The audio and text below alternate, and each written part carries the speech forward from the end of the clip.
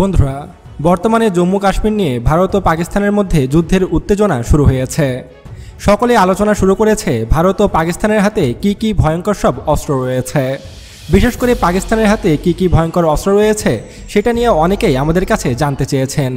তো বন্ধুরা, আজকের ভিডিওতে আমরা পাকিস্তানের সবচেয়ে ভয়ঙ্কর 10টি অস্ত্র সম্পর্কে জানাবো আপনাদের। তো চলুন শুরু করা যাক। Number 10, type 039B nuclear attack submarine. পাকিস্তানের সবচেয়ে ভয়ঙ্কর অস্ত্রের তালিকায় 10 নম্বরে রয়েছে টাইপ 039B নিউক্লিয়ার অ্যাটাক সাবমেরিনটি।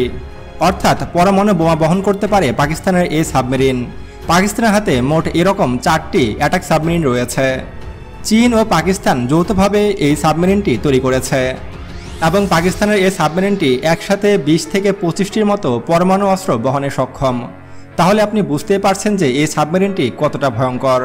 এই সাবমেরিনের কেমন শক্তি তার একটি ছোট্ট উদাহরণ দিই।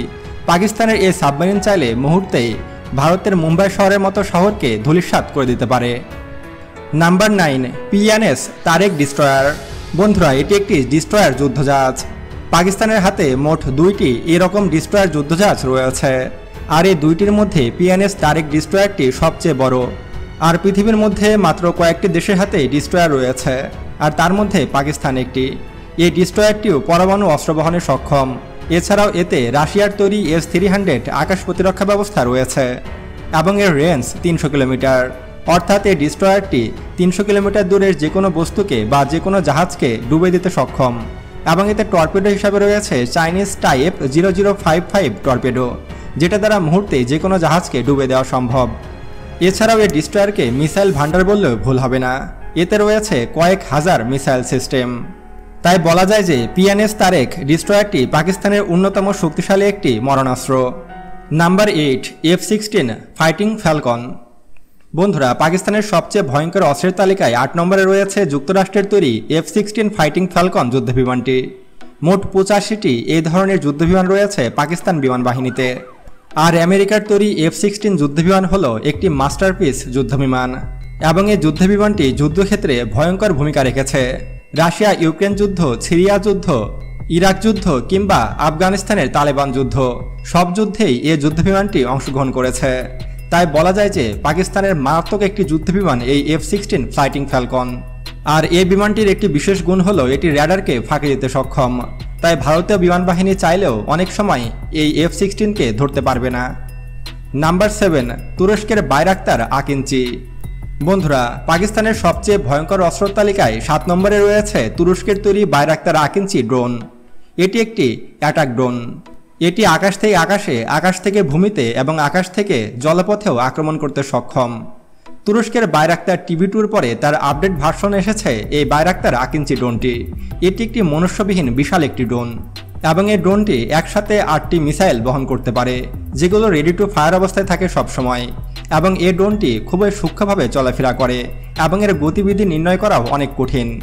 এমনকি এই ড্রোনটি দ্বারা মাঝরাতেও ভয়ঙ্কর আক্রমণ করা সম্ভব, তাও আবার শত্রু রাডারকে ফাঁকি দিয়ে। বর্তমানে এই বাইরাক্তার আকিঞ্চিকে ধরা হয় পৃথিবীর অন্যতম ভয়ঙ্কর একটি ড্রোন এবং এই ড্রোনের রেঞ্জ 350 কিলোমিটার এবং এর স্পিড 400 থেকে 450 কিলোমিটার পার আওয়ার এবং এটি একটানা 48 ঘন্টা আকাশে উঠতে সক্ষম, মানে টানা 3 দিন এটা আকাশে উঠতে সক্ষম।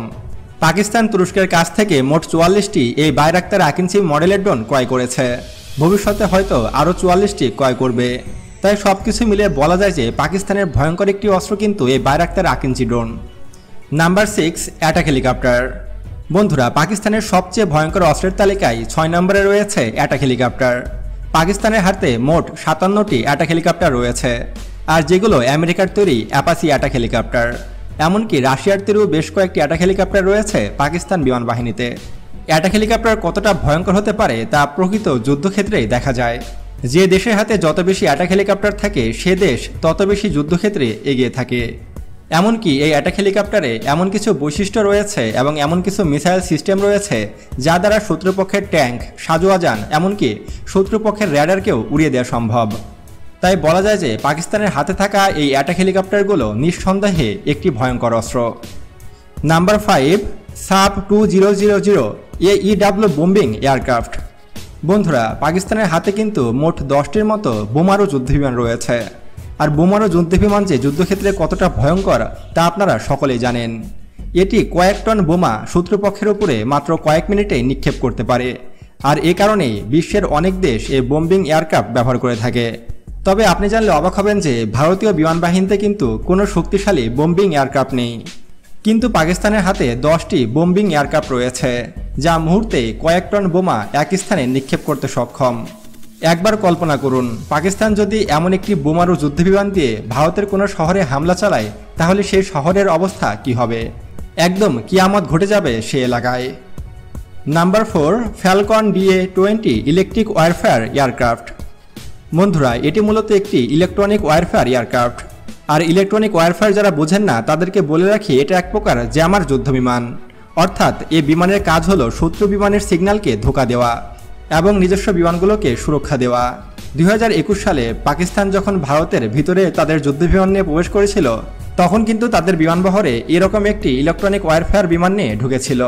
ফলে ভারতীয় বিমান বাহিনী টেরই পেয়েছিল না যে পাকিস্তানের যুদ্ধবিমান ভারতের আকাশসীমায় ঢুকে তাদের মিশন পরিচালনা করছে। এমনকি ভারতীয় বিমান বাহিনীর পাইলটরা এতটাই হতবাক হয়ে গিয়েছিল যে তারা নিজেদের বিমানকে শত্রু বিমান মনে করে ভূপাতিত করেছিল, যেটা নিয়ে সে সময় সারা পৃথিবীতে সমালোচনা হয়েছিল। তাই নিঃসন্দেহে বলা যায় যে ইলেকট্রনিক ওয়ারফেয়ার এয়ারক্রাফট খুবই ভয়ঙ্কর একটি অস্ত্র। নাম্বার 3, আবাবিল MRBM ব্যালিস্টিক মিসাইল। বন্ধুরা, এটি পাকিস্তানের সবচেয়ে ভয়ঙ্কর একটি অস্ত্র এবং পাকিস্তানের সবচেয়ে ভয়ঙ্কর অস্ত্রের তালিকায় এটাকে আমি 3 নম্বরে রেখেছি, কারণ এই আবাবিল MRBM হলো ভয়ঙ্কর একটি ব্যালিস্টিক মিসাইল, আর যার রেঞ্জ 3000 কিলোমিটার প্লাস। অর্থাৎ এটি দ্বারা পুরো ভারতের যে কোনো স্থানে পারমাণবিক হামলা চালাতে পারবে পাকিস্তান।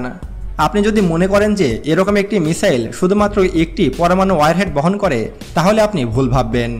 পাকিস্তানের এই আবাবিল MRBM কিন্তু একসাথে 10টি নিউক্লিয়ার ওয়ারহেড বহন করে। অর্থাৎ এই একটি মিসাইল একসাথে 10টি টার্গেটে হামলা করতে সক্ষম। অর্থাৎ এরকম একটি মিসাইল যদি পাকিস্তান ভারতের উপরে নিক্ষেপ করে, তাহলে ভারতের 10টি শহর একটি বোমা দ্বারা উড়ে যাবে। তাহলে হয়তো আপনি বুঝে গেছেন যে এটা কতটা মারাত্মক একটি অস্ত্র। Number 2, J-10C fighter jet. বন্ধুরা, পাকিস্তান 2022 সালে চীন থেকে 36টি J-10C ফাইটার জেট ক্রয় করেছে, আর যেটি পৃথিবীর অন্যতম ভয়ঙ্কর একটি যুদ্ধবিমান। এগুলো মূলত সিঙ্গেল ইঞ্জিন বিশিষ্ট হয়ে থাকে এবং এদের রেঞ্জও অনেক বেশি। এমনকি J-10C থেকে পারমাণবিক বোমাও নিক্ষেপ করা যায়। কিছু কিছু দিক থেকে এই J-10C কিন্তু ভারতের হাতে থাকা রাফেলের থেকেও অনেক এগিয়ে আছে এবং রাফেল যুদ্ধবিমানের থেকে এর রেঞ্জও অনেক বেশি এবং এটি মেরিটাইম স্ট্রাইকেও সক্ষম। তাই বলা যায় যে পাকিস্তানের হাতে থাকা J-10C যুদ্ধবিমানগুলো ভয়ঙ্কর একটি অস্ত্র। বন্ধুরা, এবার আমরা পাকিস্তানের সবচেয়ে ভয়ঙ্কর অস্ত্র সম্পর্কে জানব। Number 1, Shaheen ballistic missile. বন্ধুরা, শাহিন-3 ব্যালিস্টিক মিসাইল সম্পর্কে যতই বলা যায় ততই কম হবে, কারণ এটি পাকিস্তানের তৈরি এমন একটি অস্ত্র যেটার ভয়ে শুধু ভারত নয়, ইসরায়েলও আতঙ্কে থাকে। কারণ এটির রেঞ্জ এত বেশি যে পাকিস্তান চাইলে এটি দ্বারা ইসরায়েলও আক্রমণ করতে সক্ষম এবং এটি পৃথিবীর সবচেয়ে দ্রুতগামী একটি ইন্টারকন্টিনেন্টাল ব্যালিস্টিক মিসাইল এবং এটিও নিউক্লিয়ার ওয়ারহেড বহনে সক্ষম। অর্থাৎ এটি পারমাণবিক হামলাও চালাতে পারে। তাই সব কিছু মিলিয়ে বলা যায় যে এটিও একটি ভয়ঙ্কর অস্ত্র, আর এই অস্ত্রের ভয়ে ভারত সবসময় আতঙ্কে থাকে, কখনোই পাকিস্তানের সাথে শত্রুতায় জড়াতে চাচ্ছে না। তো বন্ধুরা, পাকিস্তানের হাতে থাকা এইসব অস্ত্রগুলো সম্পর্কে জেনে আপনার কেমন লাগলো তা অবশ্যই কমেন্ট করে জানাবেন, এবং এই অস্ত্রগুলোর মধ্যে কোন কোন অস্ত্র বাংলাদেশের প্রয়োজন বলে আপনি মনে করেন তাও কিন্তু আমাদেরকে কমেন্টে লিখে জানাতে পারেন। আমরা আপনাদের কমেন্ট অনেক গুরুত্ব সহকারে পড়ে থাকি। এবং ভিডিওটি ভালো লাগলে একটি লাইক দেবেন এবং সাবস্ক্রাইব করবেন এবং পাশে আসা বেল বাটনে ক্লিক করবেন। তো আজকে এ পর্যন্তই, আল্লাহ হাফেজ।